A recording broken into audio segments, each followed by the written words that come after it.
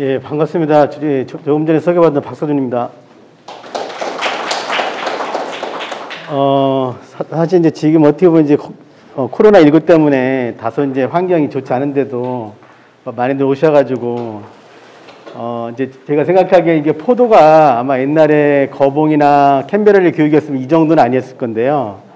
아마 이제 품종이 바뀌고 나서 이제 농가분들이 많이 이제 관심이 있어 하시는 것 같아요. 그래서 이제 다만 제가 작년에 작년 10월이나 11월 요즘에 그 샤인머스켓 이제 시장 가서 보면 전부 그런 건 아닙니다만 일부 농가분들이 이제 생산해서 출하한 것들이 그렇게 품질이 많이 우수하지 않은 것들이 더러더러 있었습니다. 아마 그 이유 중에 하나는 일단 이게 청포도니까 색깔로는 이게 습기 판정이 쉽지 않은 것 같아요. 그런 게 좀 있는 것 같고요. 그리고 이제 근본적인 그 품질이 좀 다소 떨어졌던 원인 중에 한 두 가지는 이제 송이가 좀 다소 크고 이제 또 성숙기 때 관수량 관계가 좀 적었던 게 아닌가 이런 쪽으로 한번 살펴볼 필요가 있거든요. 그래서 이제 농가분들이 제가 보면 이제 포도농사를 잘 하고 싶은데 제가 옆에서 보면 마치 우리가 달리기를 할 때 이 발목에 커다란 돌을 차고 있는 게 아닌가 농가분들이. 그래서 본인은 많이 뛰고자 하지만 발목에 커다란 돌이 있으니까 잘 달릴 수 없으신 것 같아요. 그래서 제가 오늘 강의를 통해서 제가 농가분들한테 발목에 있는 돌을 일일이 풀어드릴 수는 없고요. 그거를 한번 풀 수 있는 방법은 제가 한번 제시를 해보겠습니다. 그래서 제가 제시한 방법이 지금까지 그러니까 여러 방법을 아마 농가분들이 고품질 포도를 생산하기 위해서 여러 가지 생각을 하셨을 거예요. 또 많은 시도도 해보셨을 거고. 근데 이제 그런 것 중에 제가 오늘 제시하는 방법이 중복이 되면 할 수 없지만 많이 중복되지 않았다면 그런 쪽으로 새로운 쪽으로 한번 접근해 보시는 것도 좋을 것 같습니다. 그래서 그런 거를 한번 좀 생각해 보시고요. 그리고 제가 이제 강의 전에 이제 가끔 지금 이제 어떤 말씀은 드리고 싶냐면요. 좀 강의 받으실 때는 저렇게 의자도 이렇게 경직되게 받는 거 좋지 않습니다. 약간 좀 이렇게 삐딱하니 앉으셔도 받으시면 좋을 것 같고요. 그리고 저 앞에서는 그 박서준이라는 사람이 말을 하는데 저거가 맞는지 안 맞는지 약간 좀 삐딱하게 앉아서 비판적인 시각으로 보는 것도 좋습니다. 왜냐하면 그렇게 보야만이 여러분들의 기억이 오래 남으시고 또 여러분의 기억이 오래 남아야지 그게 포도밭에 적용할 수가 있어요. 그래서 좀 약간 의자도 좀 편하게 앉으시고 제가 강의 중에 특별히 질문 많이 안 할 겁니다. 그래서 이렇게 질문 안 할 테니까 편하게 한 2시간 정도 할 것 같은데요. 자, 이렇게 청취해 주시면 좋을 것 같습니다. 오늘 진행 순서는 이제 우리나라 포도 현황 잠깐 살펴보고요. 그 다음에 포도 재배에 있어서 우리나라 같은 경우는 비가 많으니까요. 기반 시설이 어떤 게 필요하고 만약 기반 시설을 한다면 어떤 식으로 설치하는지 그런 거 좀 보도록 하고요. 그 다음에 이제 생각하기는 이거는 제가 어떻게 보면 아까 제가 서두에 말씀드렸던 농가분들이 빨리 달리고 싶지만 이 발목에 커다란 돌 같은 게 있지 않는 건가 이제 그런 것 좀 보고 그 다음에 이제 수채 관리 기술 쪽으로 진행을 하도록 하겠습니다. 우리나라 포도 재배 면적은 한 2008년까지는 한 3만 헥타, 한 2만 9천 헥타니까요. 3만 헥타 정도 됐는데 매년 줄었어요. 한 1,000 헥타씩 감소하면서 2018년도에는 한 12,700헥타가 줄었다가 요즘은 좀 증가되고 있습니다. 그래서 요즘은 한 1년에 한 500헥타 정도씩 늘어나고 있고요. 샤인머스켓이 그 포도가 재배 면적이 증가되는 것을 주도하고 있다고 볼 수가 있습니다. 이제 그동안 우리나라에서 캔베라리 품종이 주 품종이었는데 이 품종은 오히려 약간 감소세에 있고 이제 샤인머스켓이 제가 보면 아마 지금 정도 되면 캔베럴리 아직도 캔베럴리가 재배 비율은 1등입니다. 캔베럴리, 샤인머스켓, 거봉순이 되지 않을까 그렇게 생각을 하고 있고요. 그러면 지금 샤인머스켓이 왜 이렇게 면적이 늘어나는 걸 살펴보면 일단 대적인 면으로 보면 일단 수출이 잘 되고 있어요. 사실은 우리가 그 샤인머스켓 나오기 전에는 수출량이 1년에 300에서 500톤 정도 됐는데요. 샤인머스켓이 시장에 출하되고 나서는 이제 1000헥타, 지금 한 1000톤 정도, 그 다음에 지금 뭐 작년 같은 거 한 1500톤, 그 이상도 바라보고 있거든요. 그래서 샤인머스켓이 수출력이 좋아졌고요. 그리고 그 원인은 옛날에 거봉이나 캔베렐리는 외국에 가면 그 자국민들이 잘 안 먹었어요, 사실은. 특히 캔베렐리 같은 경우는 외국 사람들은 씨 있는 포도를 먹지 못해요. 왜냐면 그 사람들, 외국 사람들은 씨 있는 포도를 본 적이 없어요. 씨를 뱉을 줄 모르거든요. 그래서 그동안 우리가 캔베렐리가 이렇게 옛날에 수출할 때 늘지 않았던 원인은 현지인이 소비를 안 하니까 이렇게 우리가 교포 중심으로 가니까 늘어나지 않았거든요. 근데 샤인머스켓은 현지인도 먹어요. 그러니까 수출량이 증가되고 있거든요.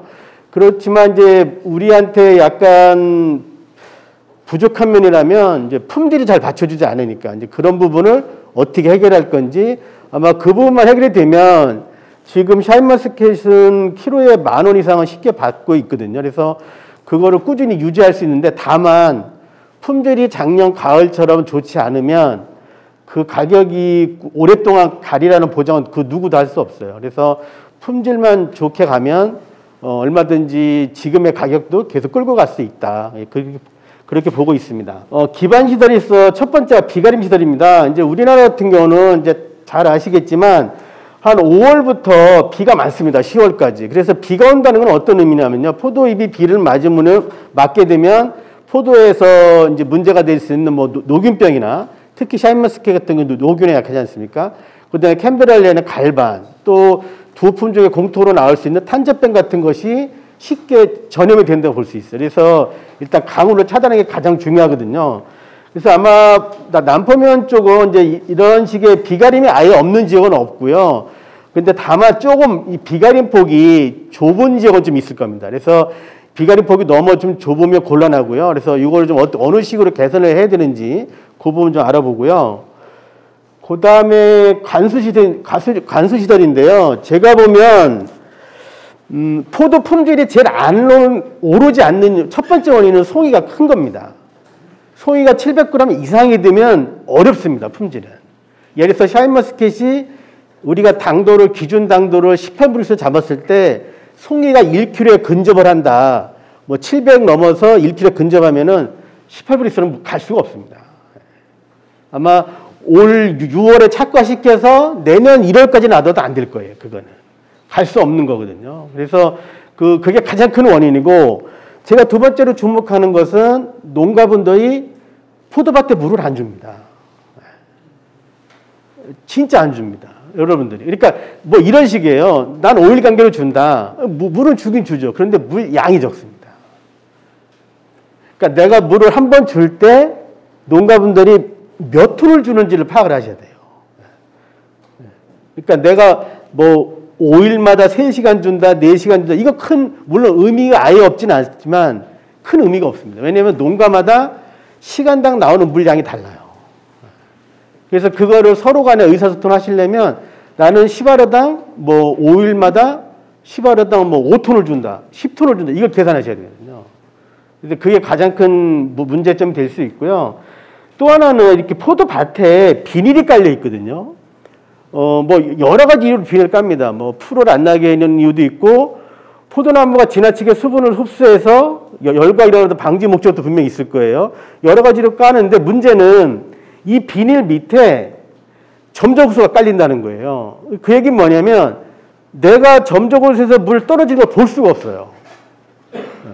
여러분이 점적호수에서 물 떨어지는 걸 보셔야 돼요. 그래서 일단 그 땅에 깔려 있으면 안 됩니다. 그러니까 저는 농가 가서 현장 가서 점적호수를 설치를 하셨는데 그게 비닐이나 다른 피복자재로 덮여 있으면요, 저는 그런 생각을 합니다. 이분은 뭐 물 주는 거에 크게 관심이 없다는 생각을 하십니다.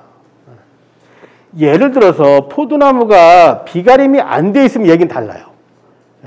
안 돼 있으면 크게 문제 안 될 수 있어요. 왜냐면 우리가 7, 8월에 가구량이 많기 때문에 5일마다 비가 온다는 보장은 없지만 한 달을 놓고 보면 7월 달에 월 평균 강우량이 약 300mm 됩니다. 그걸 6으로 나누면 6으로 나누면 5일마다 50mm 비가 온다는 거예요. 최소한. 그래서 큰 문제는 없는데 문제는 우리가 비가림이 돼 있어서 안 되는 거예요. 그래서 그 비가림 돼 있는 밭은 비가 오더라도 물을 주셔야 돼요. 제가 그 이유는 좀 이따 다시 말씀드리도록 하겠습니다. 그래서 우리가 물을 안 주기 때문에 성숙기에 가면 이렇게 입이 타는 엽서 현상도 나올 수 있고 또 축과 증상도 나올 수 있고 그래요. 그래서 그런 그 물 관계를 좀 챙기셔야 되고요. 그 다음에 지하수위 관계인데요. 잘 보시면 여기가 지금 포도나무고 여기가 지금 벼입니다. 우리가 어찌 보면 이 지하수위 관계를 좀 챙기셔야 돼요. 왜냐하면 지하수위가 높다는 것은 토양 내 산소가 없다는 거예요. 그러니까 지하수위는 뭐냐면요. 내가 지금 자리에서 1m를 파잖아요. 땅을 깊이로. 그리고 내가 하루나 이틀 있다 왔을 때 그 물이 어디에 고여있냐를 보는 거예요. 네. 그게 내 발에서 한 70cm 밑에 물이 있다. 그러면 그 지하수위가 70cm가 되는 거예요. 70cm. 그래서 최소한 지하수위가 80cm는 돼야 되는데, 여기는 보면 이제 그림에서 보면 이게 거의 같은 거예요. 네. 이런 건 좀 곤란하다. 네. 내가 논에다 포도나무 심을 수 있는데, 한 가지 전제 조건은 지하수위를 어떻게 할까. 그래서 만일 논이 지하수위가 높다면 거기다 흙을 채워야 되겠죠. 흙을 많이 채운다면 내가 지하수위를 예를 흙 높이를 1m로 확보를 한다면 실제 흙을 갖다 놓는 높이는 한 130cm 정도 갖다 놓아야 돼요. 그래 이렇게 약간 가라앉거든요. 그 정도로 해서 그 높이를 좀 생각을 해 주셔야 되고요. 그래서 첫 번째 우리가 비가림에서는 비가림의 폭입니다. 이 폭을 얼마나 할 건지. 샤인머스켓은 저희가 본잎을 15장 받는다면 신초가 약 한 180cm 정도 커요. 아마 캔베렐리가 140, 130 정도 크거든요. 이게 걔보다 많이 커요. 왜냐면 마디가 길거든요. 그래서 이거를 그 기존의 캔베렐리보다 좀 넓게 하셔야 돼요. 저희가 캔베렐리는 이거를 얼마를 받냐면요. 보통 2.4m로 봤어요. 캔베렐리는. 근데 샤인머스켓은 한 2.7 정도는 확보되면 좋겠다. 그러면 이제 저를 어떻게 생각하시면 되냐면 이렇게 보시면 됩니다. 현재 내 밭이 비가림 시설이 파이프 열간 간격이 3m로 꽂혀 있다면 비가림 폭을 2.7로 하시면 돼요. 근데 예를 들어서 3m가 아니고 2.7로 꽂혀 있다면 2.4나 2.5 정도로 하시면 돼요. 그래서 내가 기존에 밭에 있는 열간거리, 열간 기둥 간격에서 최소 20에서 최대 30cm 정도만 빼면 됩니다.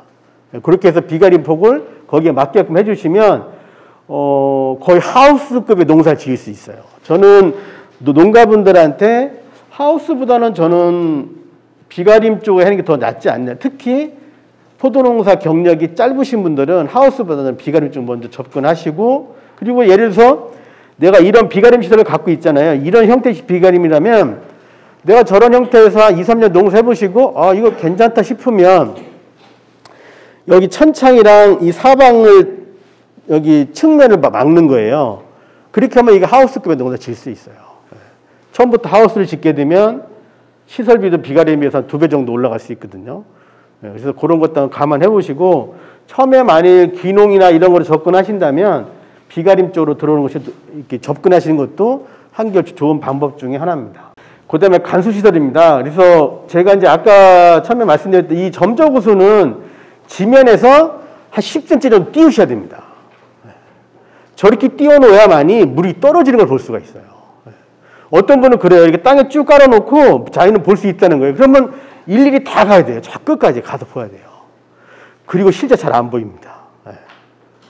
그래서 만일 올해 여러분들이 첫 번째로 하실 일은 바로 이겁니다. 지면에서 10cm 띄운다. 물론 이제 10cm보다 높으면 안 돼요. 여기 30으로 되어 있는데요. 20cm보다 높게 되면 이제 땅이 파요. 왜냐면 물이 계속 한 군데 떨어지니까요. 그래서 가능하면 10cm 정도에다가 이런 철산등을 이용해서 쭉 깔아놓으면, 띄워놓으면 그냥 이렇게 선 자리에서 한 50m까지도 보입니다. 물 떨어지는 것이. 그래서 이 호수를 띄워놓으시는 게 첫 번째 조건입니다. 그렇게 해놓으시고, 제가 이제 농가분들께서 이 관수량 재는 걸 좀 체크했으면 좋겠어요. 그래서 이렇게 띄워놓은 상태에서 내 밭에서 제가 이제 관수량 재는 방법 알려드릴게요. 이렇게 띄워놓은 상태에서 물을 줍니다. 물을 주면 저기서 이제 보통 점적 단추가 한 30cm 간격이 있을 거예요. 대략. 그러면은 거기서 이제 평균적으로 떨어지는 단추를 볼 수 있을 겁니다. 물을 틀어놓게 되면. 그러면 그 평균적으로 떨어지는 그 단추에다가 이 컵이 이제 우리가 흔히 보는 자판기 컵입니다. 이 컵이 크기가 180cc입니다. 그래서 저 컵을 평균적으로 떨어지는 그 단추 밑에다가 설치를 합니다. 그리고 시간을 재는 거예요. 저기 컵에서 물이 가득 찰 때까지. 컵에서 물이 가득 차서 첫 번째 방울이 흘러 내릴 때까지 재는 거예요. 그러면 관수 시설이 좀 정상적이라면 한 3분 정도 소요됩니다. 컵 한 컵 받는데. 그러면 1시간을 받는다면 20컵을 받을 수 있는 거예요. 3분씩 걸리니까. 그러면 이게 지금 180cc니까는 20컵을 받으니까 1시간에 단추 안에서 떨어지는 총량이 1.8리터가 되는 거예요. 그러면은 우리가 이 포도나무를 기준으로 해서 좌우 1m에다가 그러면 저 점덧 단추가 몇 개 있나 헤아리는 거예요. 그 밭에서. 그러면 예를 들어서 편의상 한 10개 있다고 가정을 해봐요. 그러면 10개 있으면은 이 단추 하나가 1.8리터 물이 떨어지고, 아니죠. 20컵이니까 3.6리터네요. 그러니까 단추가 20컵을 받을 수 있으니까 1시간 동안에, 그러면 1시간 물을 주면 3.6리터의 물이 떨어지는 거예요. 그리고 한 나무에 좌우 2m, 1m에 단추가 10개가 있었으니까 1시간 물 주면 그 나무에는 36리터의 물이 떨어지는 겁니다. 그렇잖아요? 그러면은 보통 우리가 평균적으로 포도나무를 3m 정도로 심으셨잖아요. 그러면 그 나무한테 최소한 5일 간격으로 100리터의 물을 줘야 됩니다. 그러면 단추가 10개 있는 나무는 한 번 물 줄 때 5일마다 최소 3시간을 주셔야 되는 거예요. 그런 식으로 해가지고 내 밭에 떨어지는 물량을 체크를 하셔야 돼요. 그리고 이제 또 한 가지 방법은 여러분 스프링클러가 있지 않습니까? 스프링클러는 좀 더 쉬워요, 제기가. 일단 스프링클러는 이 마이크가 만약 포도나무라면 이 포도나무에서 좌우로 70cm를 떨어뜨립니다. 스프링클러는. 그리고 지면에서 60에서 70cm 위에다가 설치를 합니다. 그래서 한 나무에 2개를 달아놓습니다. 스프링클러는. 그러놓고 그렇게 설치해 놓으시고, 그리고 똑같이 관수를 물을 틀어줍니다. 그러면 또 스프링클러에서 물이 나올 거고요. 그러면 평균적으로 그 밭에서 평균적으로 떨어지는 쿨러가 있을 겁니다. 그럼 거기다가 통비닐을 채워가지고요. 통비닐 채운 다음에 1분 정도 동안 물을 받습니다. 1분 동안.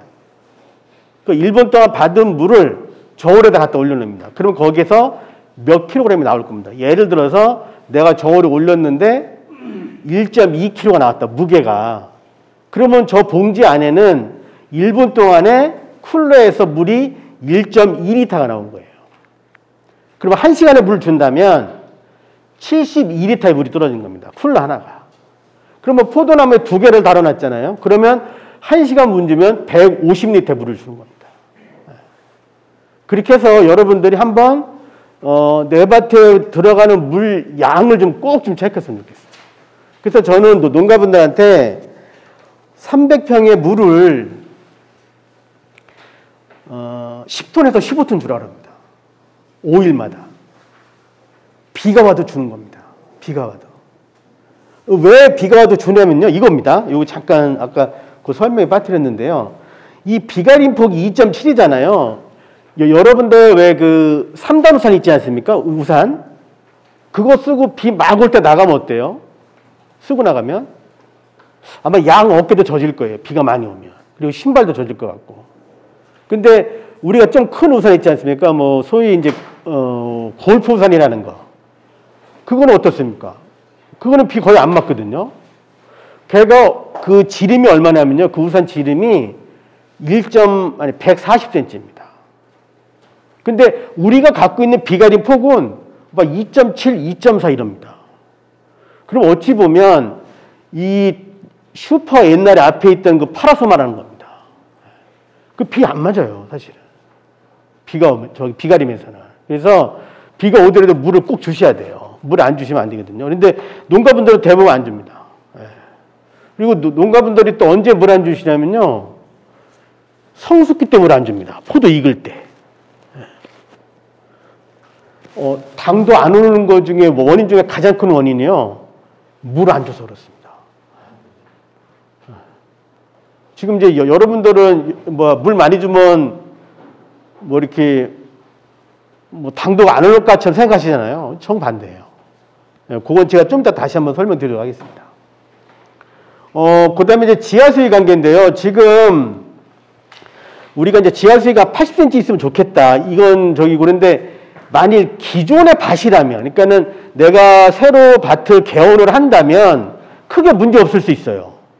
그건 뭐 내가 지하수위를 낮게 해서 심으시면 되니까. 근데 문제는 기존의 밭.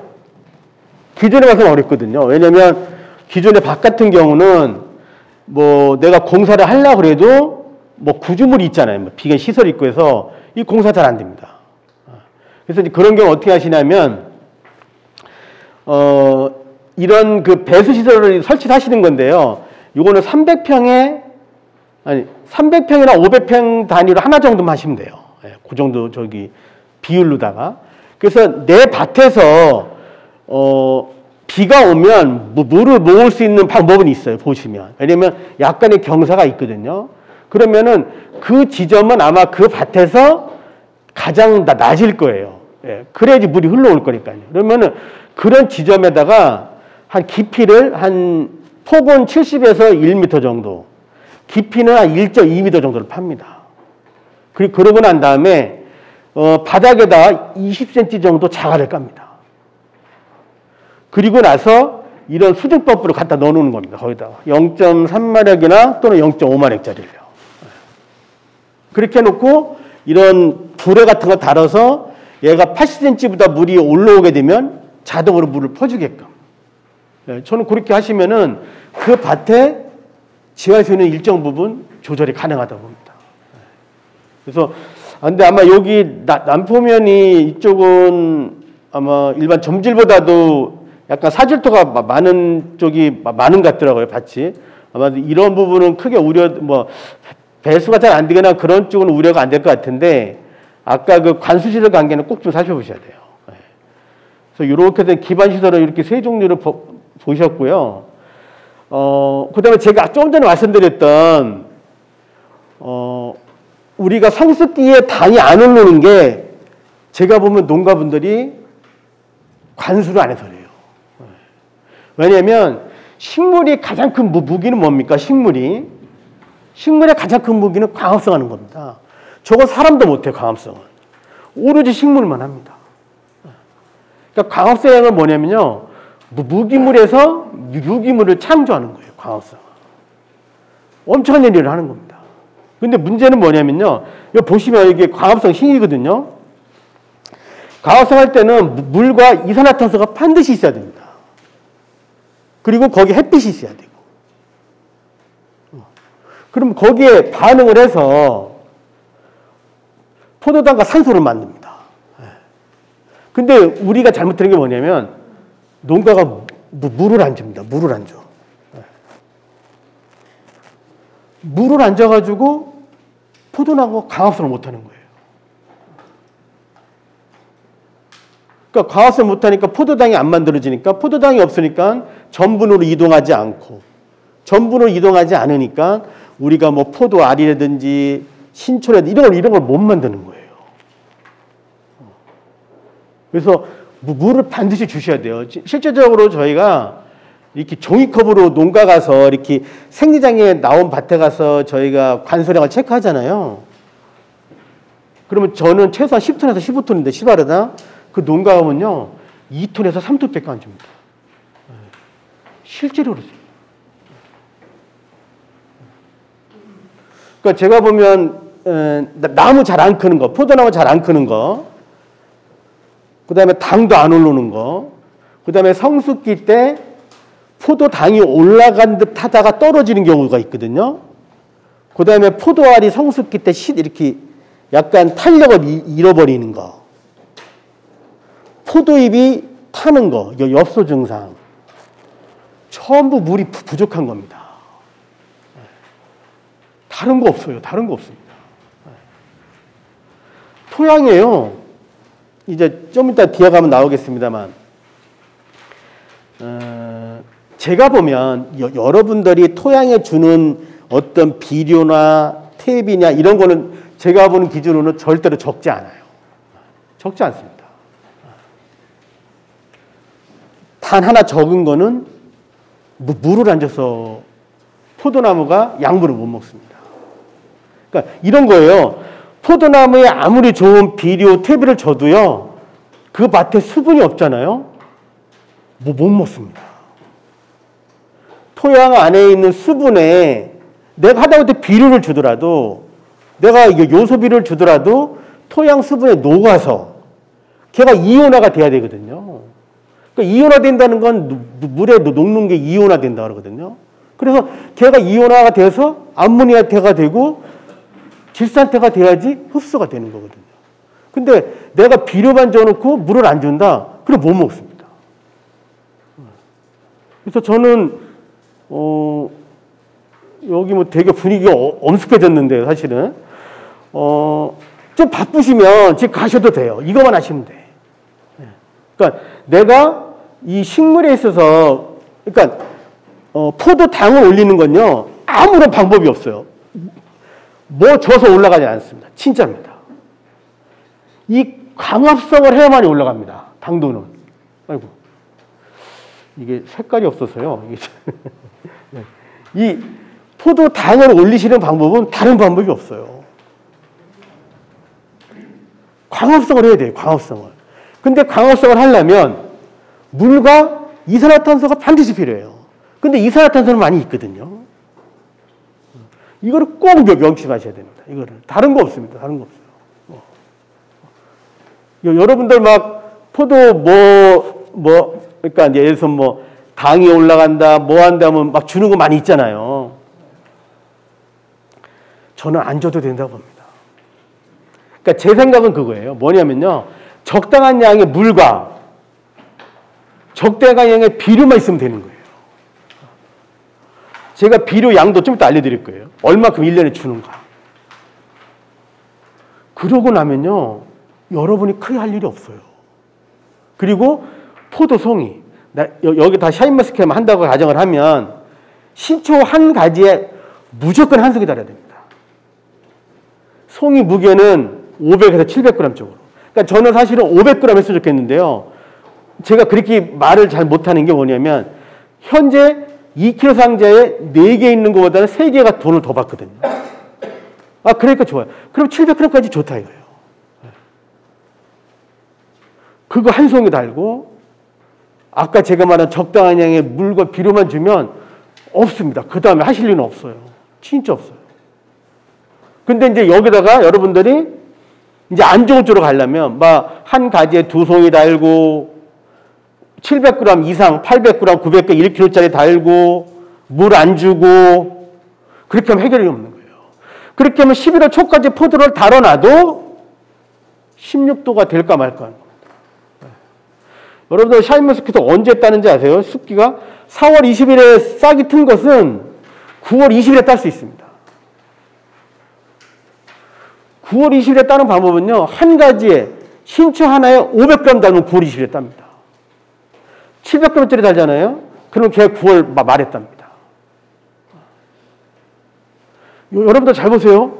10월 말에 따시는 분이 있어요. 샤인머스켓. 그분이 특별한 철학이 있어서 10월 말에 따는 거 아닙니다. 그분도 10월 초에 따고 싶고 9월 하순에 따고 싶은 거예요. 근데 당이 안 돼도 못 따는 거예요. 다른 거 없어요. 그러면 그분이 10월 말에 따면서 당도가 18%가 됐냐? 절대 그렇지 않습니다. 그분 아마 17도 안 됐을 겁니다. 그래서 포도는 착과량 관계만 맞추시면 딱 돼요. 그래서 그러면 이런 경우가 있어요. 샤인머스켓이 캔베라나 거봉에 비해서 꽃송이를 적게 물고 나와요. 이건 분명한 거거든요. 그러면 이런 경우 빈 가지가 더러더러 있다는 거예요, 밭에. 그러면 이걸 어떻게 하시냐면, 제가 한 가지 한 송이 달라고 했잖아요. 그러면은 없는 걸 어떻게 하냐. 이렇게 하시면 돼요. 포도나무가 3m로 심겨졌다. 그러면 이 주지 길이가 3m예요. 그러면 주지 1m에 13개의 신초를 받을 거거든요. 그럼 3m니까 39개가 있어요. 그럼 39개 신초 중에서 예를 들어서 그 나무에서 5개 신초가 꽃송이를 안 물고 나왔다. 그럼 얘는 달 수가 없잖아요. 그러면 그 나무에 한해서 5개 가지에는 2송이 다 돼요. 그렇게 해서 한 나무에서 신초 수만큼 송이선 다 돼요. 그건 그 이유는 뭐냐면 가지 간의 양분 이동을 합니다. 그래서 많이 달면 안 돼요. 그래서 꼭 1대1로 하세요. 그러면 우리가 그럼 한번 이 얘기 한번 잠깐 해보고요. 여러분들은 300평에 샤인머스켓을 몇 킬로 따고 싶으세요? 네. 한번 그 얘기 한번 해보세요. 나는 300평에 샤인머스켓을 몇 킬로 따겠다. 네. 그럼, 예? 2,000kg? 그럼 어르신 2,000kg. 그러면 여러분에게 제가 다시 물어볼게요. 여러분들 2,000kg면은 흡족합니까? 난 2,000kg 따면 된다. 네. 그렇게 하시면 손 한번 들어보세요. 아무도 없네. 그러면 다른 분은 얼마큼 따고 싶으세요? 3,000kg. 1,500kg. 네. 그러면 이제 1,500 나왔고, 2,000 나왔고. 네. 또 얼마 따고 싶으세요? 근데, 많이 따면 좋아요. 근데, 사실 2,000kg도 적은 양은 아니에요. 왜냐면, 2kg 박스로 1,000상자거든요. 그러면, 그냥 뭐, 이게 다 상품이 될 수는 없겠습니다만, 예를 들어서, 그러면 1,000상자인데, 근데 박스당 2만원 받아도 가정을 하면, 그 2천만 원이잖아요. 그러면 300평에 2천이면요, 거의 평당 7만원권, 약 한 6만 7, 8천원권 농사하는 거거든요. 그러면 절대로 적은 거 아니에요. 네? 어떻습니까? 평당 7만원 정도 농사하시면 어때요? 그것도 흡족하지 않은가요? 예? 예? 평당 7만 하신다면요? 그러면 봐보세요. 그러면 얘기는 쉬워져요. 봐봐요. 우리가 300평에 아까 제가 신초로 1m 13개 받으라 했잖아요. 그러면은 3m 간격이시면 39개였고, 그러면 내 밭에서 이 포도 열 길이가 얼마나 되나 따져볼 필요가 있거든요. 근데 우리가 300평을 편의상 100m 곱하기 10m가 300평이에요. 근데 그거를 열간을 3m를 심으면 이 줄로다가는요 330m가 나옵니다. 그렇게 따지면은 그러면 줄에다가 330m니까 거기다 13을 곱하잖아요. 그럼 신초 수가 약 4,200개 정도 됩니다. 그럼 500g짜리 하나씩 붙여도 2,100kg가 된다는 거예요. 그러니까 제가 보면 나는 2,000kg 딸 거다 하면은 한 가지 한 송이 붙여도 2,000kg 초반 다 된다는 겁니다. 근데 거기다가 2송이 붙이면은 이제 안 익는 거죠. 그거는. 네. 그래서 제가 이제 드리는 결론은 뭐냐면 한 가지 한 송이도 결코 적은 양이 아니다. 사실 물론 이제 평당 많이 하면 좋지만 평당 7만 원 농사 하신다면 아니면 7만 원들이 6만 원 정도 농사 하신다면 저는 괜찮을 것 같아요. 그렇게 해서 뭐 포도 안 익는다고 걱정 안 하고 제가 어떤 걸 볼 수 있냐면요. 여러분들 그 비파계 당도계 갖고 계신 분 비파계 당도계 아마 저분들은 아마 포도 봉지에 보면 당도를 많이 써놨을 거예요. 막 한 봉지에 5번 써놨을 거예요. 막 어떤 놈가 하면 진짜 그래요. 막 15.1, 15.3, 또 어느 데 19, 14.9 막 이래요. 예. 그러니까 몇 번을 재는 거예요. 그게 뭐예요? 이제 본인의 애가 타니까. 근데 그걸 한 가지 한 송이 달고 물 주면 그런 걱정 안 한다 이거죠. 그게 제일 포인트입니다. 다른 거 사실 없어요. 다른 거 없어요. 특별한 기술 그래서 제가 아까 사석에도 여기 어떤 분이 오셨길래 뭐 포도 공부를 열심히 하신다고 그러시더라고요. 아마 실제는 안 하실 것 같은데 저한테 그러신 것 같은데 저는 농가한테 그래요. 절대로 열심히 하지 마시라고. 열심히 하실 게 없어요. 그러니까 다시 한번 말씀드립니다. 한 가지 한 송이 달고 500에서 700g 물 300평에 10에서 15톤 5일 간격으로 비와도 준다. 그러면 많은 부분 해결됩니다. 그래서 이거를 꼭 좀 이게 가장 중요한 거예요, 사실은요. 사실은. 토양내 제가 이제 물이 중요하다 그랬잖아요. 그러면 토양에서 물을 어떻게 많이 갖고 있게 만드는 이것도 중요하거든요. 예를 들어서 내가 학교 운동장에다가 물을 준다고 생각해 보세요. 이거 물이 다 도망가고 없을 거예요. 스며들지 않을 거예요. 왜냐하면 땅이 딱딱하니까. 그리고 땅을 부드럽게 해야 되거든요. 이제 그런 이야기를 좀 해볼게요. 지금 우리가 이제 여기 보시면 왼쪽에는 보시면 고상이 50이고 기상, 액상이 각각 25예요. 이게 그냥 일반적인 토양 구성이라고 배워요. 일반 토양의 책임은 대부분 저렇게 되어 있거든요. 근데 이 비율보다는 이쪽으로 가야 된다. 고상이 50보다 적게 38, 그리고 기상이나 액상이 31씩 정도 갖고 있어야 된다. 왜냐면 기상이나 액상이 비율이 커야만이 내가 물을 주면 많이 갖고 있거든요. 흘러가지 않고.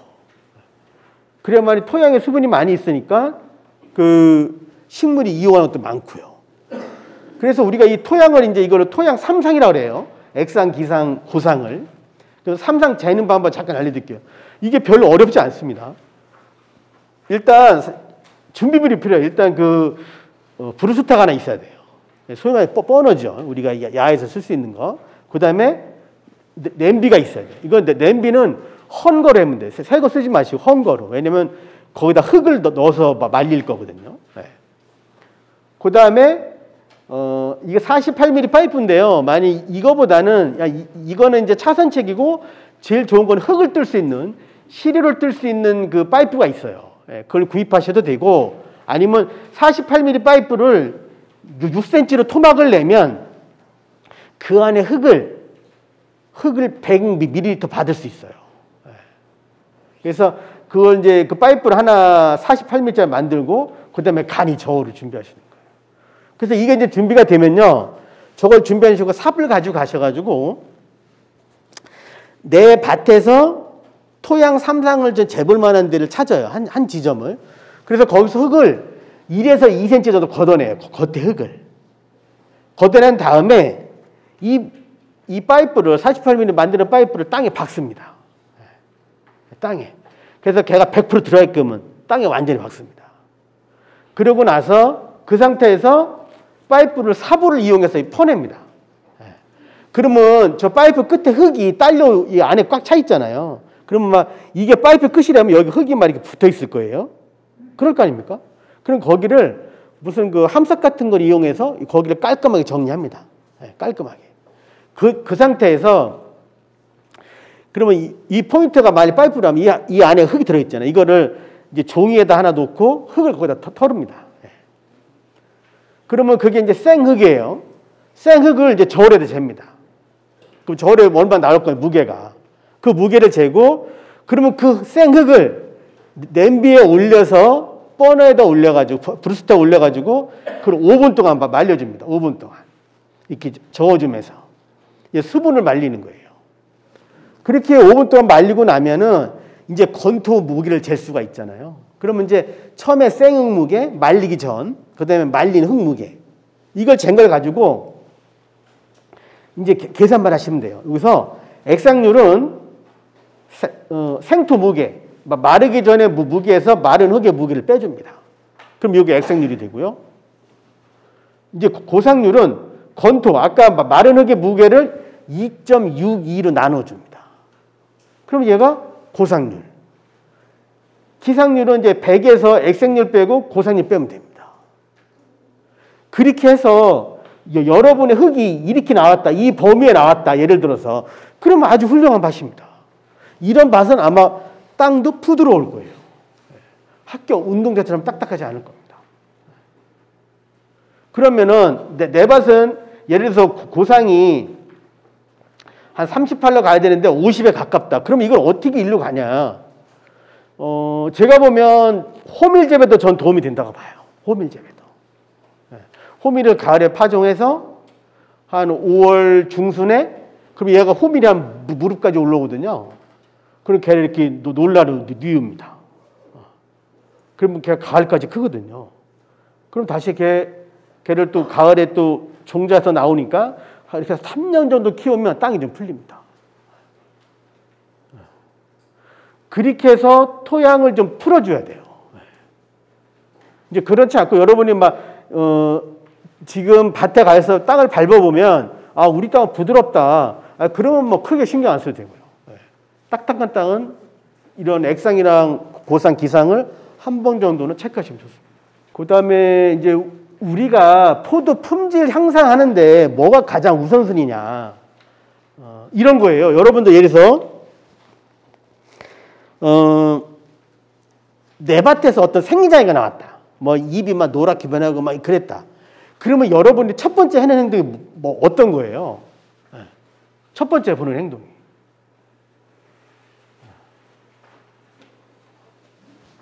그러니까 어떤 생리가 나오면 이 품종이 뭐지? 이걸 먼저 파악하는지. 이게 우선이거든, 첫 번째는. 그 다음에는 내가 재배 기술이 내가 뭘 잘못 적용했나? 이걸 한번 체크해야 되고요. 또 한 번은 그 다음엔 내 밭의 환경 조건이 괜찮은가? 내 밭의 토양 수분은 충분한가? 아니면 토양 온도는 낮지 않은가? 이걸 보셔야 되거든요. 근데 제가 보면 이 세 가지가 맨 위에 거부터 해가 요까지를 이걸 체크 안 한다는 거죠. 어떤 생리가 나오면 이걸 먼저 한다는 거죠. 비료를 더 줘야 되나? 퇴비를 더 줘야 되나? 아니면 농약을 더 해야 되나? 이런 생각하신다는 거죠. 그러니까 이게 첫 번째가 될 수 없다는 거예요. 예를 들어서 이게 첫 번째가 되려면요. 이런 겁니다. 내가 캔베렐리에다가 비료나 퇴비를 많이 주면 얘가 샤인머스켓이 돼야 돼요. 절대로 그렇게 되지 않습니다. 이것도 마찬가지예요. 여기도 마찬가지예요. 얘가 이 재배 기술을 따라가지 못해요. 내가 재배 기술 송이다 댐기를 통해서 1kg짜리 만들어 놓은 거를 내가 아무리 비료나 퇴비를 많이 준들 이게 18브리스로 가냐? 절대 못 가는 거예요. 그리고 세 번째 환경적인 것도 마찬가지입니다. 내가 비료를 많이 줘도 내 밭에 수분이 없거나 토양 온도가 낮거나 하면 분해가 안 돼요. 못 먹어요. 그래서 여러분들이 앞으로 어떤 생리장애나 뭐가 나오면 체크할 것이 1번 품종이 뭔가 재배기술 먼저 또 체크하시고 2번 환경 조건 체크하시고 그리고 나서 문제가 없었다. 그 다음에 여기에요. 그러니까 그 반대로 말씀드리면 뭐냐면요. 이것이 그러니까 여러분 생각 그게 있어요. 비료나 퇴비를 내가 잘 주면 농사가 잘 된다고 생각을 하세요. 그러니까 이런 거예요. 내가 농사를 잘 지려면 내가 비료랑 퇴비를 잘 줘야지 이런 생각이 앞서간다는 거예요. 그렇지 않다는 겁니다. 그렇다고 필요 없다는 건 아니에요. 쟤들이. 필요해요. 필요해요. 필요하지만 저거 가지고 다 해결되지는 않는다. 만일 이거 가지고 해결됐으면 샤인머스켓을 10월 말했다는 농가가 없어야 되는 거예요. 그분들이 비료 퇴비 안 줘서 그때 땄겠습니까? 저는 그렇게 보지 않아요. 그래서 너무 그러니까 저는 여기다가 너무 신경 쓰지 마세요. 너무. 그리고 제가 제일 안타까운 거는요. 밀양 원수에 너무 많이 신경을 쓰십니다. 진짜로. 신경 쓰지 마세요. 거기는. 신경 쓰지 마세요. 여러분이 생각하는 밀양 원수는 그냥 잊고 사셔도 돼요.